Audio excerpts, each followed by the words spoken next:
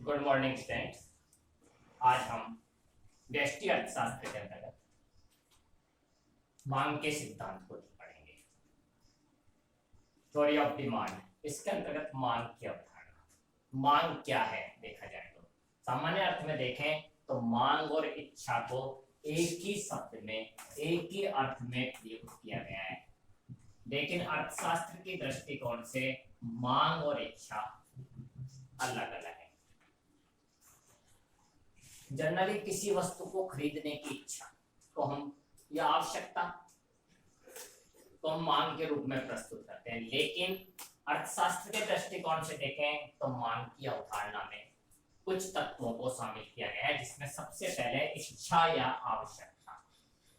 किसी भी वस्तु को खरीदने की इच्छा क्या है, लेकिन वो इच्छा कभी भी मांग नहीं बन सकती जब तक कि हमारे पास मुद्रा या धन या पैसा नहीं हो, क्योंकि जब तक पैसे नहीं है वो इच्छा इच्छा ही रहेगी, कभी मांग नहीं होगी। और इसका तीसरा फैक्टर है मुद्रा को व्यय करने की तत्परता।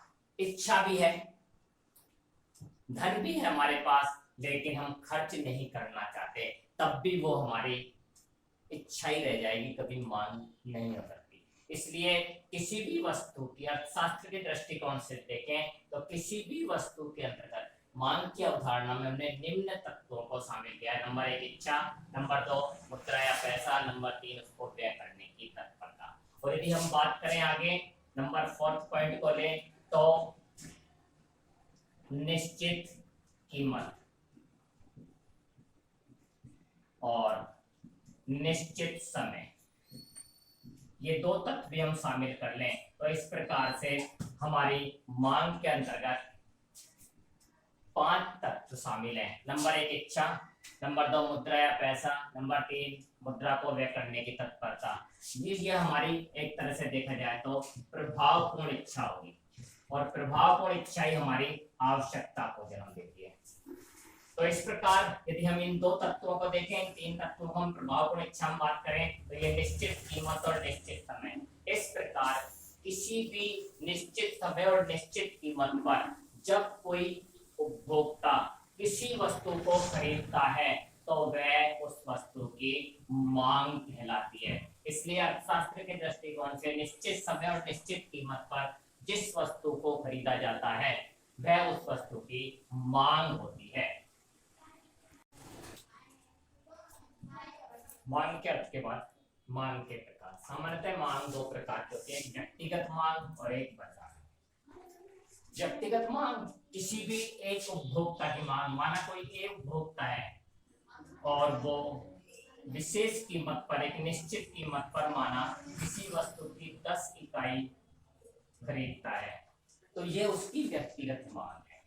इसी प्रकार माना बी उपभोक्ता है, वो 5 इकाई खरीदता है, माना 5 यूनिट लेता है, तो ये इनकी व्यक्तिगत मांग है। तो जब एक निश्चित कीमत पर अलग अलग उपभोक्ता अलग अलग मांग करते हैं तो वो हमारी व्यक्तिगत मांग कहलाती है। लेकिन बात करें बाजार मांग की तो बाजार में अनेक उपभोक्ता होते हैं, A B C, Ram Shyam Mohan, कुछ भी कह सकते हैं।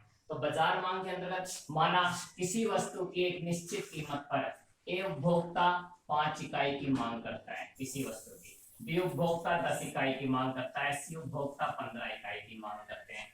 तो इस प्रकार से यदि हम इन सभी इकाइयों को जोड़ दें एक निश्चित कीमत पर तो वो जो टोटल जैसे 10 5 15 5 30, तो तीनों को मिलाकर यदि हम देखें तो एक निश्चित कीमत पर बाजार मांग 30 इकाई हो गई। इस प्रकार व्यक्तिगत मांग किसी एक उपभोक्ता की मांग होती है जो अलग अलग कीमत पर एक निश्चित मात्रा खरीदते हैं। बाजार मांग में हम सभी उपभोक्ताओं की मांग को जोड़ते हैं, तो बाजार मांग सभी उपभोक्ताओं की मांग को जोड़ने पर जो मांग प्राप्त होती है वो हमारी बाजार मांग